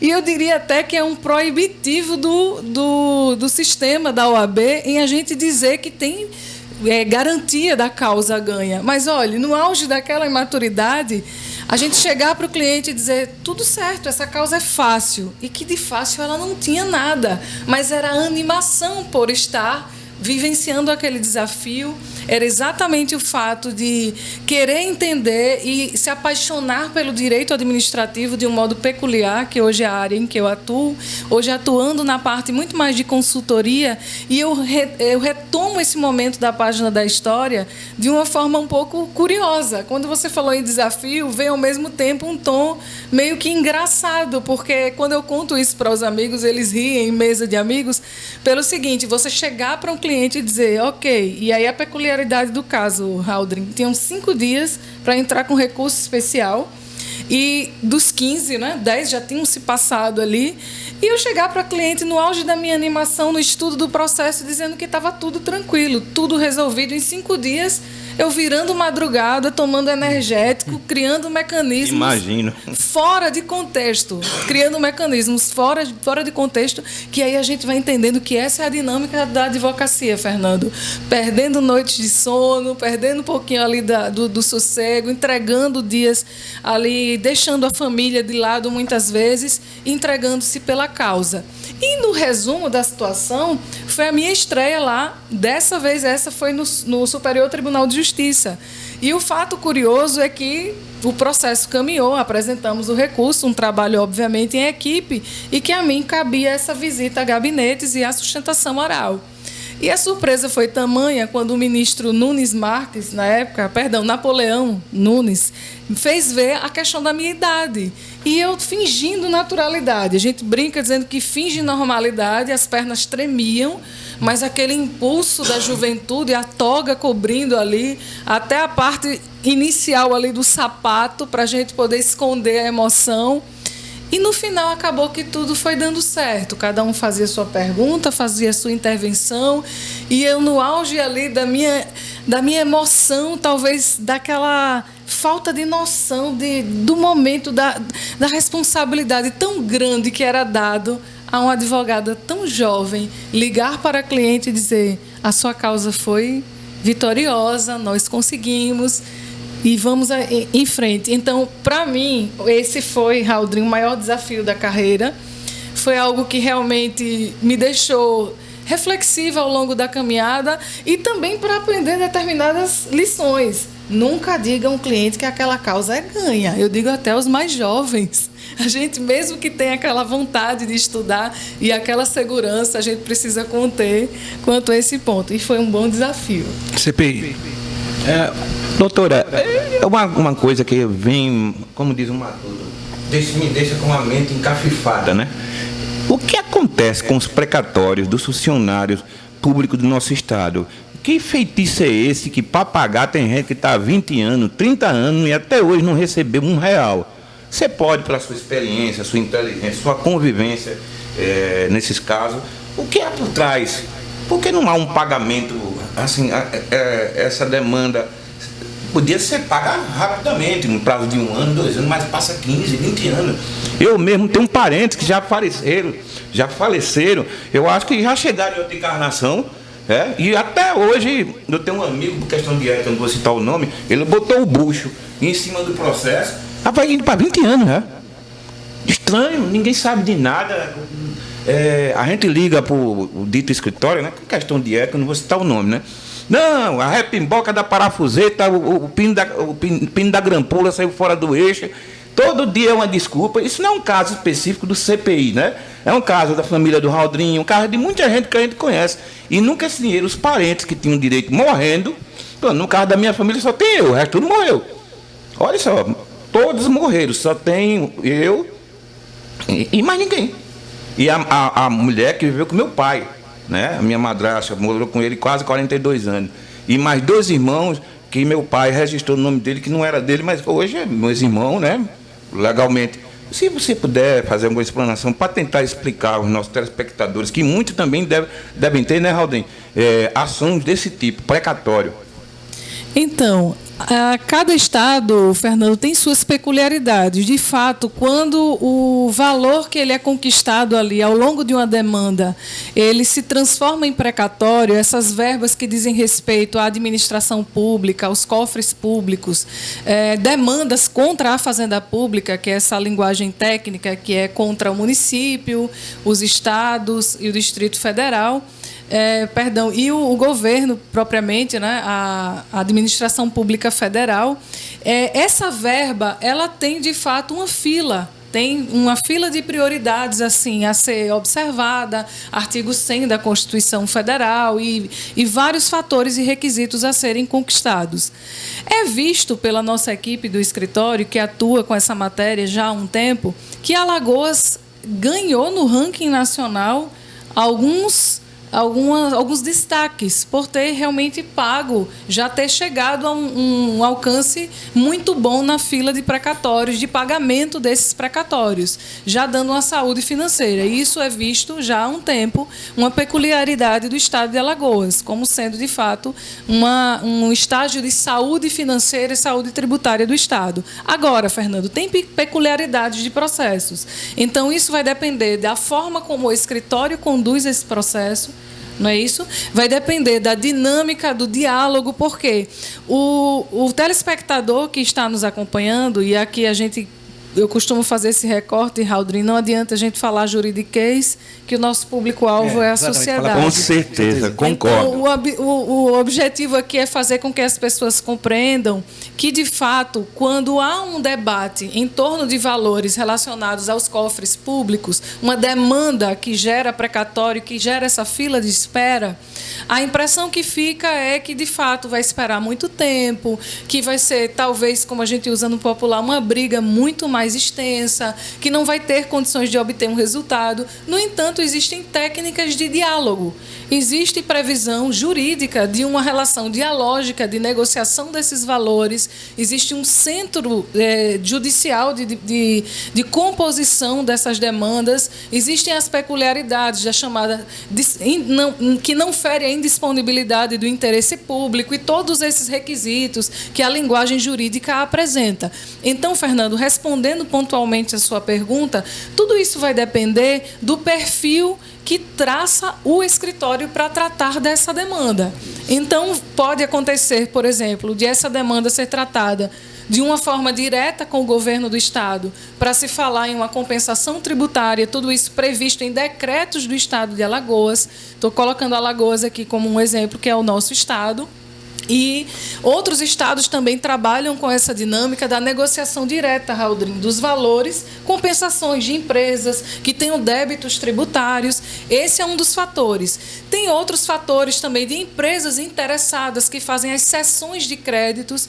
Essas empresas compram esses valores ali das pessoas que estão há anos, Fernando, aguardando, com deságio, com uma diminuição de valor que não seja tão significativa para que o cliente não sofra aquele dano ali maior ainda. Então, entra aqui também um fator ético, um fator de sensibilidade, de razoabilidade, onde o deságio que se for negociar ali, eventualmente, na hora dessa venda para uma determinada empresa, por exemplo, que é o trabalho que a gente chama o que Suassuna reclamaria, viu, Fernando? A expressão que eu vou usar aqui, Ariano Suassuna se debate quando a gente usa o americanês, que a gente costuma usar, mas a chamada due diligence, que é a diligência que os escritórios fazem dessas demandas para uma possível venda, para se pensar numa cessão desse crédito.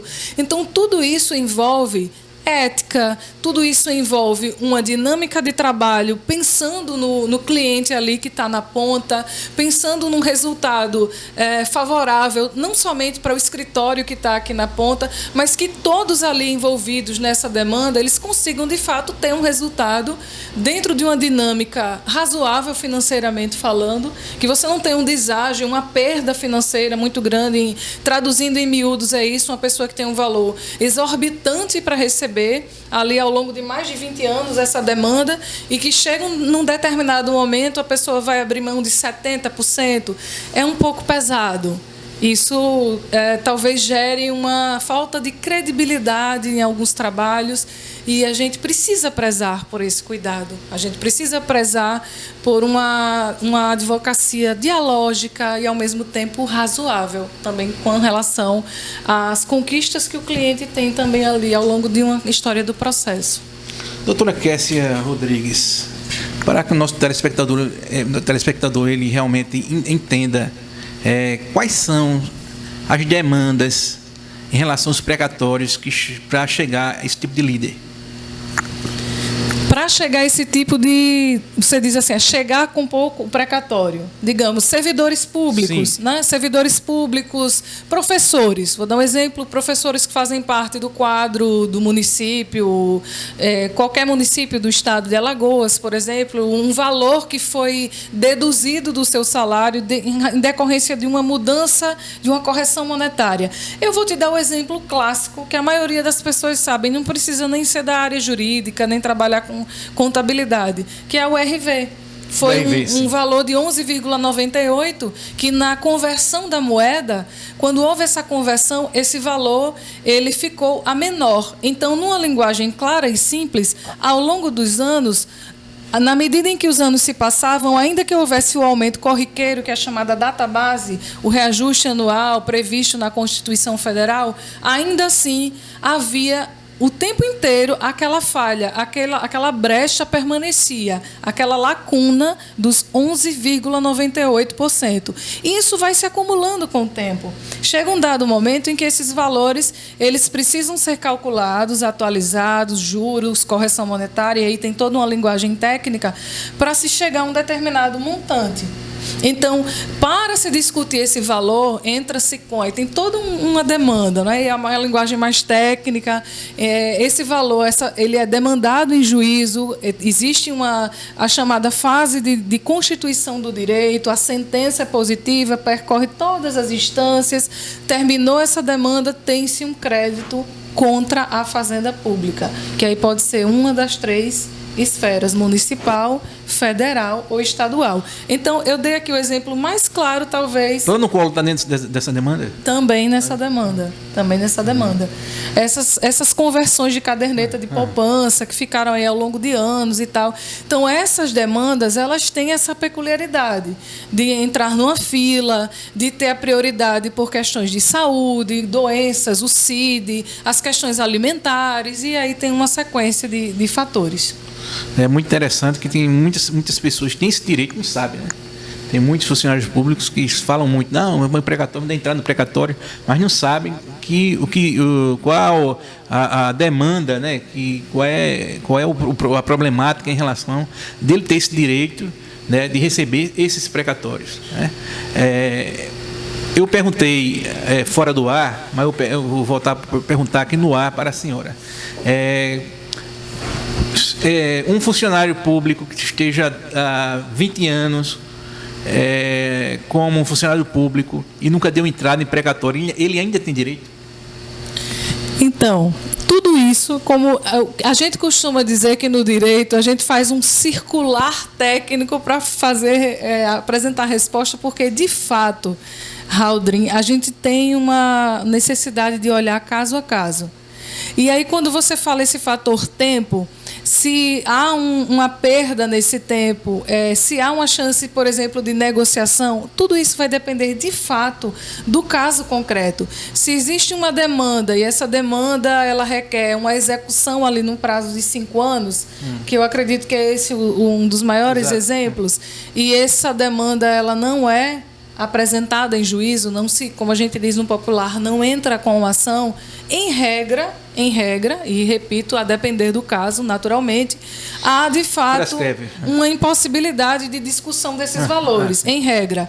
No entanto, existem fatores peculiares que permitem que, a depender, repito, eu sempre faço essa ressalva, porque existem peculiaridades do momento em que esse recurso ele foi apresentado, se houve, de fato, uma possibilidade de reversibilidade ali da demanda, se existe a chance de empresas interessadas na determinada demanda querer compensar um crédito tributário em decorrência daquela demanda. Então, é um leque de possibilidades. É muito arriscado um advogado responder sim, não, quando um tema é precatório, quando a gente sabe que, de fato, existem fatores muito específicos.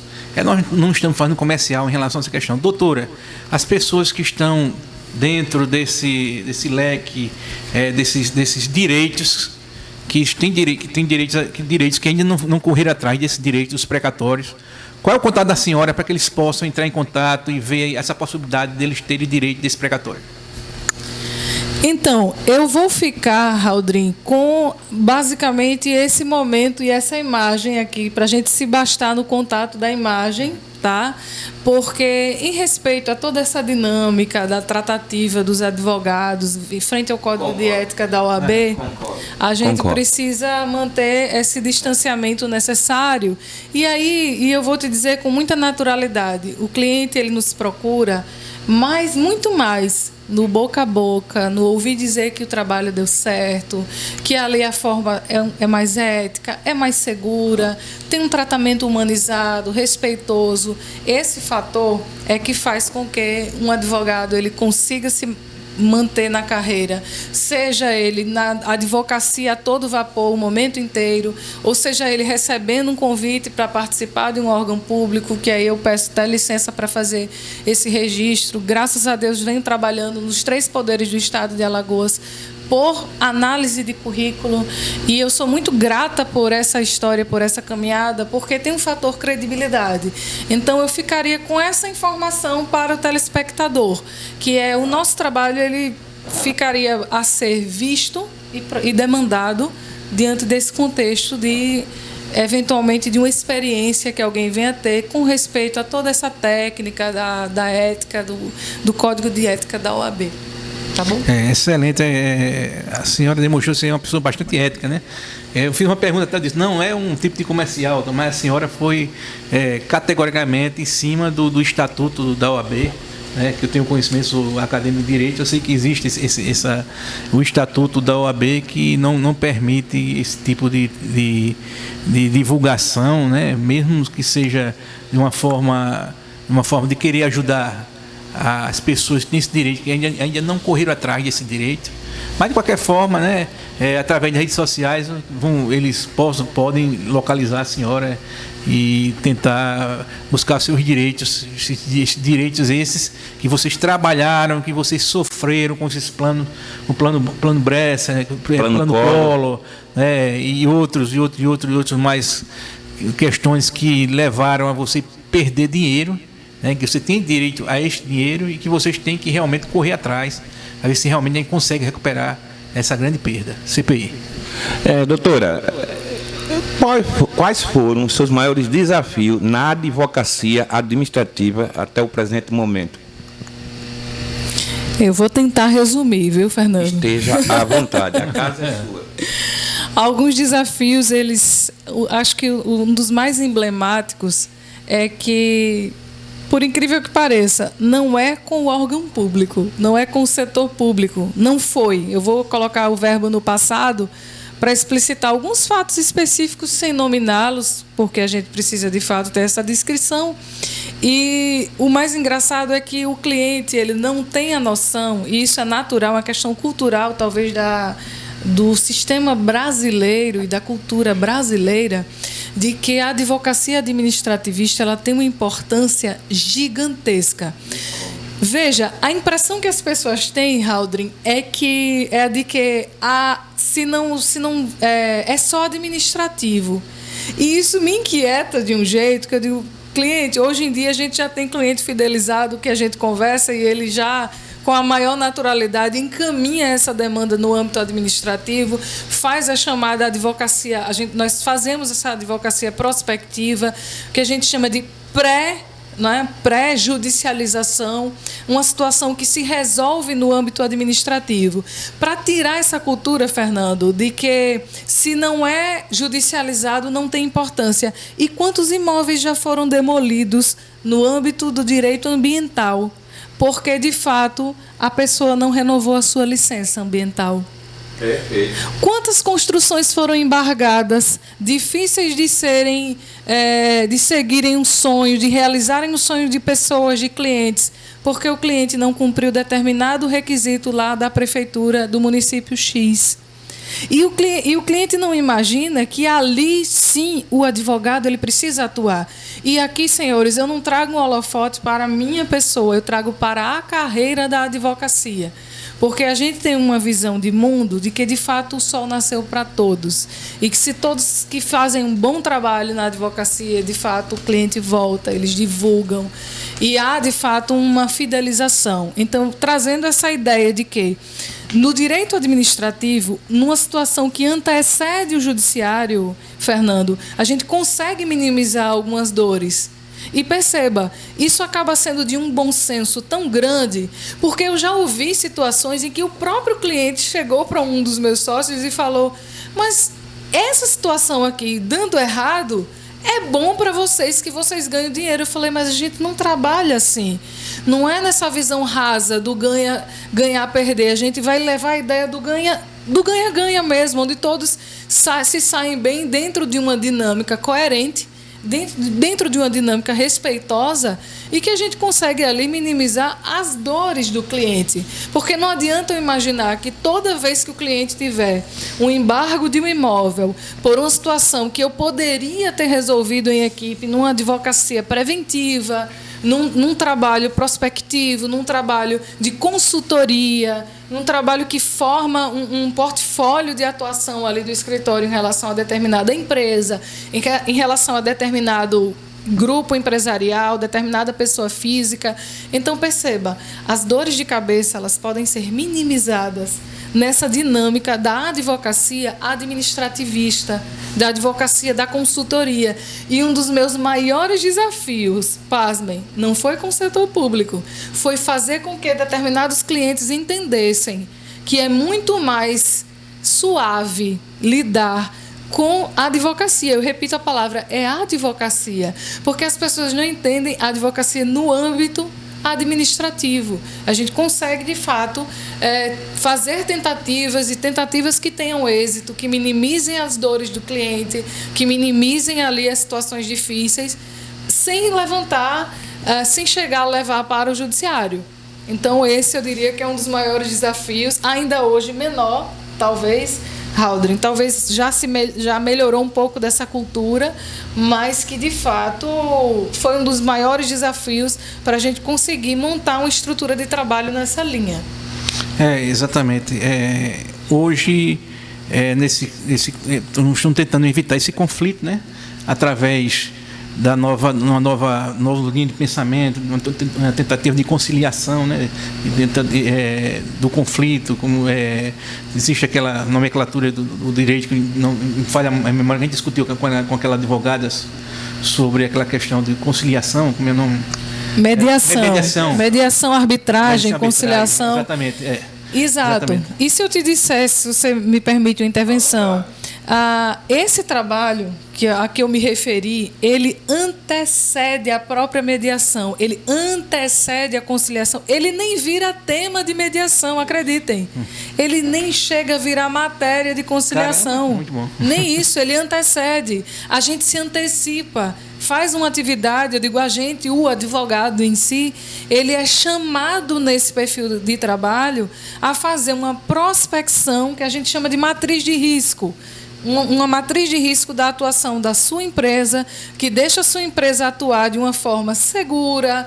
Claro que eu não vou cometer mais o erro lá do meu passado, da minha imaturidade, em dizer: isso aqui é fechado, é tranquilo, a gente vai conseguir êxito. Isso aqui foi, brincadeiras à parte, fruto de uma imaturidade dos meus 24 aninhos numa primeira demanda. Mas, brincadeiras à parte, para dizer que sim, antes mesmo de se pensar em se criar um possível conflito para se fazer uma mediação ou se tentar uma arbitragem, a gente já traça o caminho do processo, a gente já traça o caminho do procedimento no âmbito administrativo. Vamos para o segundo bloco. Está gostando? Com você, Paulo. Bem, a doutora também tem uma vasta experiência em relação à questão em relação ao direito público, né? Em relação à questão da... Pandemia, né? Eu ia falar do gestão pública. Entendi.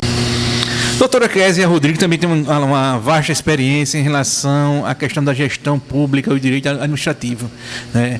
Em relação... você também tem uma trajetória na Escola de Contas, do Tribunal de Contas de Alagoas, né?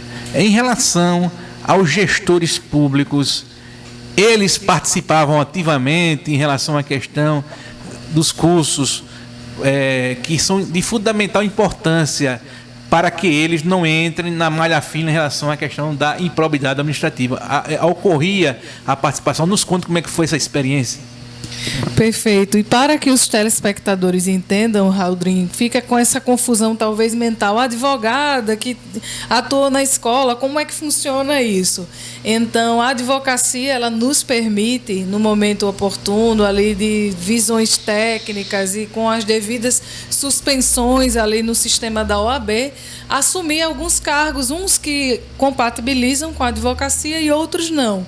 Então, eu passei um tempo de 1 ano e 6 meses, de fato, recebi essa missão lá na gestão do conselheiro Otávio Lessa, no Tribunal de Contas de Alagoas. Foi uma honra muito grande ter participado aí de 1 ano e meio à frente da escola, e foi muito especial o desafio realmente, Haldrin, porque as escolas de contas, elas têm um desafio de encaminhar o gestor e ensinar o gestor, muito provavelmente, as técnicas para evitar conflitos com o judiciário, conflitos com as situações que requerem prestação de contas, que requerem a devida política pública.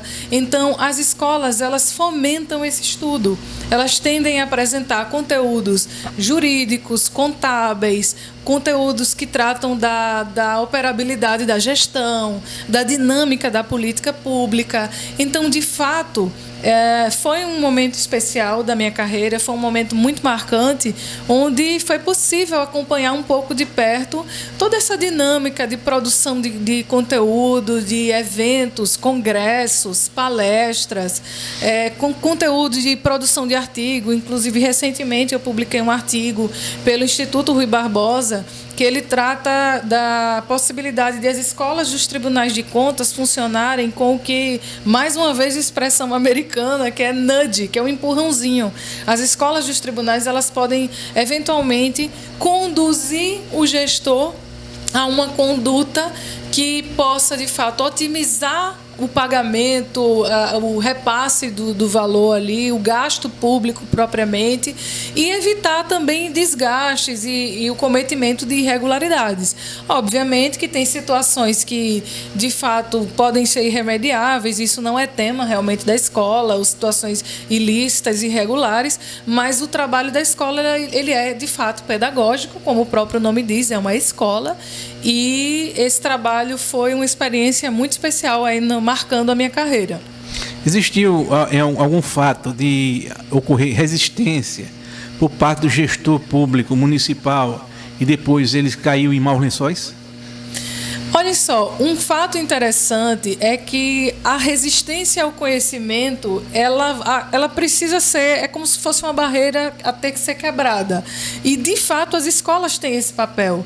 Atualmente, se me permite o comentário, a gestão do conselheiro Otávio Lessa, ele tem esse perfil de aproximação, de abrir as portas do Tribunal de Contas para acolher o gestor com essa perspectiva.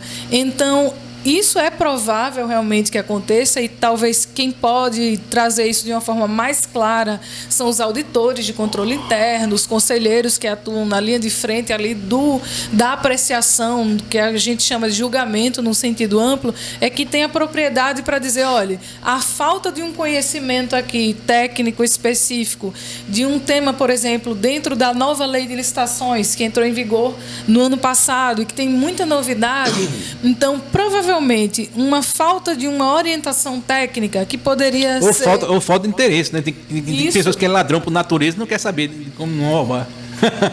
Aí a escola já, de fato, não entraria nessa seara. Então, as escolas, elas têm essa finalidade, tanto de convidar, o tribunal ele faz esse trabalho de apresentar um panorama de trabalho, um panorama de conhecimento para que os gestores se sintam ali envolvidos com a dinâmica do trabalho do Tribunal de Contas e, ao mesmo tempo, pensar no resultado, porque quem está na ponta é a sociedade que precisa, de fato, que aconteça ali o repasse da verba para o ônibus funcionar, para que, de fato, as estradas estejam em perfeitas condições, que os médicos tenham elementos para trabalhar, o enfermeiro, que tenham insumos ali para os postos de saúde. Enfim, tudo isso envolve, de alguma forma, o trabalho também das escolas dos tribunais. E eu repito, foi um desafio especial também aí que marcou meu currículo.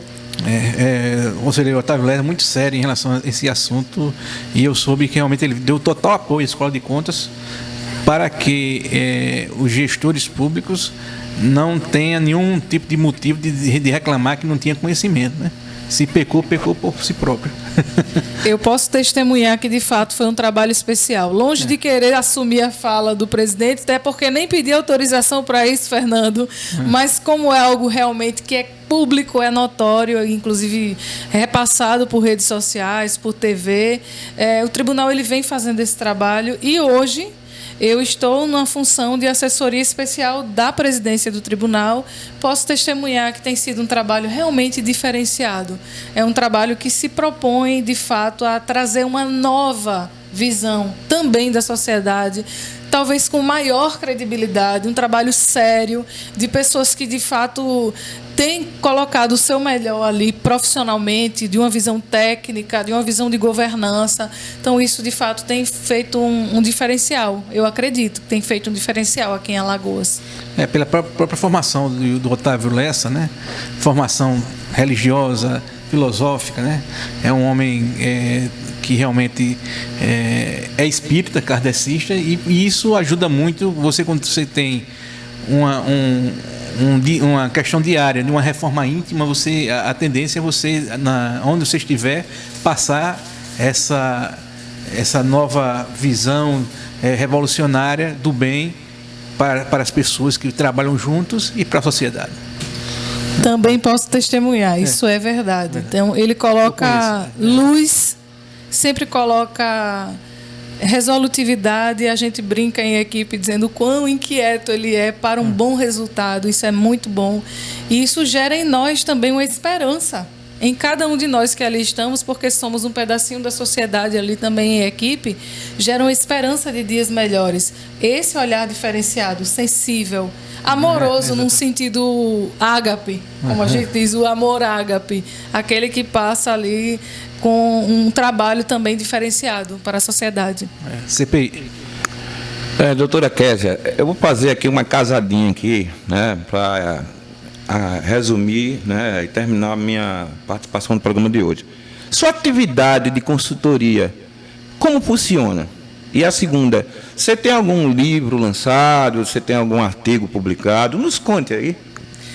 Então, chegando, Fernando, nessa terceira fase aqui do currículo, para melhor dizer, e esse meu perfil provavelmente não é o único, tem muitos colegas que reúnem essas características aí também na caminhada, que a gente falava de início da advocacia, no segundo momento da ocupação de cargos públicos, só para fazer essa explanação, para que as pessoas compreendam que existe essa dinâmica também, essa permissão legal de a gente trabalhar em setores públicos. Eu dizia que eu já trabalhei no judiciário, no executivo e no legislativo, que traz para a gente um pouquinho de bagagem, um pouquinho de vontade de trabalhar mais e de fazer as consultorias talvez com um pouquinho mais de experiência.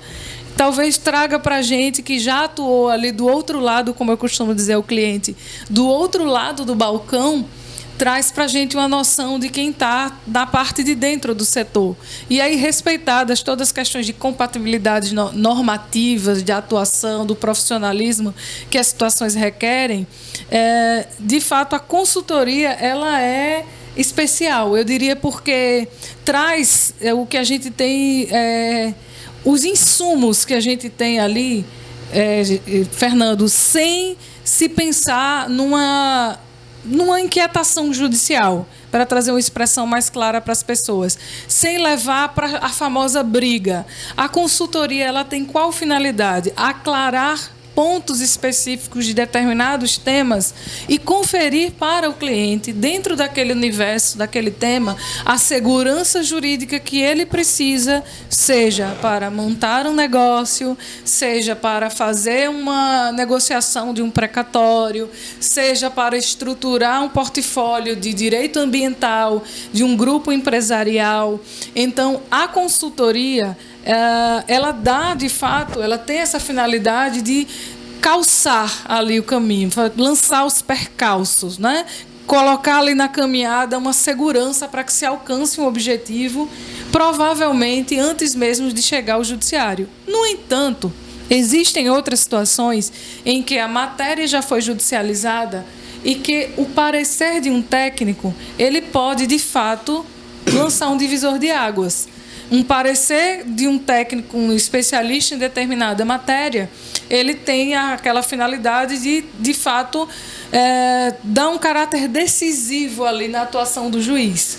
Ora, a parte contrária apresentou um parecer, que é uma consultoria jurídica, e o nosso cliente também levou ali aquele material que ele pode ser apresentado em juízo já numa fase não mais discursiva ali do ponto de vista da judicialização, mas, digamos, numa fase de execução, ali na chamada execução contra a fazenda pública. Existem elementos que eles podem ser apresentados ali já naquela fase e gerar uma composição, uma resolutividade sem precisar entrar com recurso, sem esperar prazo. Então, a consultoria tem um pouco disso.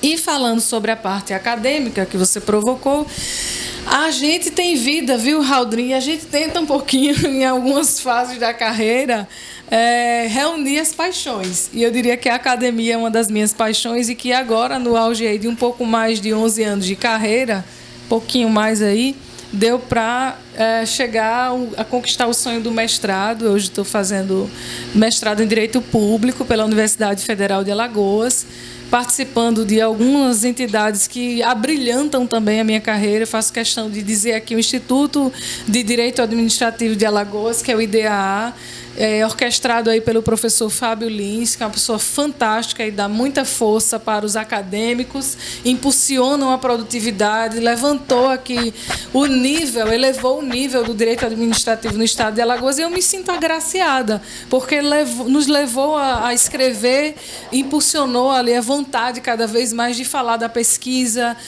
de trazer uma extensão do conhecimento, e que esse artigo que é publicado, e sim, respondendo a sua pergunta, já publicamos aí alguns artigos em livros e sites, e eles têm essa finalidade, Fernando e Haldrin, de trazer também um pouquinho de conhecimento, seja para a sociedade, seja para os próprios colegas que não atuam nessa área. Porque a gente bebe na fonte dos colegas ali, do conhecimento. Ninguém sabe tudo, ninguém se esgota no conhecimento. E a gente precisa ter essa noção de aprendizado constante, de capacitação inesgotável, né? A gente tem que ter essa visão. E, de fato, a academia é essa fonte inesgotável. Um advogado, ele precisa estudar, ele precisa pensar em algum momento da carreira dele em se qualificar, seja qual área for a dele, seja no viés da academia, como eu falei, no meu caso foi o mestrado, concluí a gestão pública, como você fez ver, uma especialização em gestão pública, mas também o estudo específico das demandas que ele desempenha. Não precisa ser necessariamente uma trajetória acadêmica, mas que ele consiga ali captar as informações, as atualizações técnicas, jurídicas, de literatura, de lei, de jurisprudência, para oferecer o melhor serviço ao cliente. Então, esse é um pouquinho do meu histórico nessa parte acadêmica. Parabéns. É com você, Raul. Bem, agradecemos sua presença, doutora Kézia Rodrigues, essa aula, né, dada a todos os estudantes de direito que estão agora como telespectador e o povo em geral, né, as pessoas que estavam realmente em dúvida em relação à questão dos precatórios, em relação a vários temas, em relação à gestão pública, aos gestores que estão agora no momento também nos assistindo, né, e fique à vontade agora, quiser mandar uma mensagem para nosso telespectador em relação à questão da sua missão, à questão dos seus futuros projetos, e nós agradecemos profundamente a sua presença e esteja à vontade. Eu que agradeço muito esse calor humano, e parabenizo por essa sintonia que a gente falava aqui nos bastidores, que vocês têm com essa experiência aí de caminhada. Agradeço pelo momento aqui de poder falar para o público e também passar, porque nós temos uma função que o anel que nós usamos, Fernando, nos confere, e é dito uma história, reza a lenda, que a pedra do direito, a pedra do curso de direito, ela é vermelha, porque ela simboliza o coração de Cristo. E é um dos maiores julgamentos, se não o maior, eu falo como cristã, da história da humanidade. Então, para todas as vezes em que nós formos tomar uma atitude ou darmos um passo na nossa caminhada profissional, a gente sempre rememorar, sempre revolver, sempre voltar a esse primeiro amor que nos conduziu à carreira, que é, de fato, o julgamento. Como lidar com o julgamento? Como é que eu vou sopesar os valores? Quais são os valores que encampam o meu trabalho? De que forma eu posso colocar isso no papel? É possível seguir esse caminho técnico? Ele vai ser proveitoso para quem? Vai valer a pena? Como é que funciona? O que é que te enche o coração? O que é que vale para você? Então, o anel, a pedra vermelha, que fala de julgamento, que nos remete à fé, ao ser superior, que particularmente é o que guia a minha vida, e que eu tenho um amor imensurável por Jesus Cristo, é para que todas as vezes nós olhemos para essa história e pensemos que, para além de um diploma, para além de um jargão jurídico, para além de um título, para além de um cargo, para além de tudo isso que envolve a nossa caminhada, que tem tanta visibilidade social, tem uma pessoa e um coração que precisa pulsar com base em valores, com base em sentimentos, e que esses sentimentos sejam, de fato, a mola que nos impulsiona todos os dias a acordar, a levantar e dar o nosso melhor. CPI. Eu gostaria de agradecer a presença da doutora Késia aqui no nosso programa e dizer que as portas aqui do programa Café com a Úlcera estará sempre aqui de porta aberta para lhe receber, e desejar a todos um grande dia, uma grande tarde, uma grande noite. Fiquem todos com Deus. É com você, Rodrigo. Eu desejo um forte abraço. Muito obrigado, doutora, pela presença, e todos fiquem em paz. Plim, plim.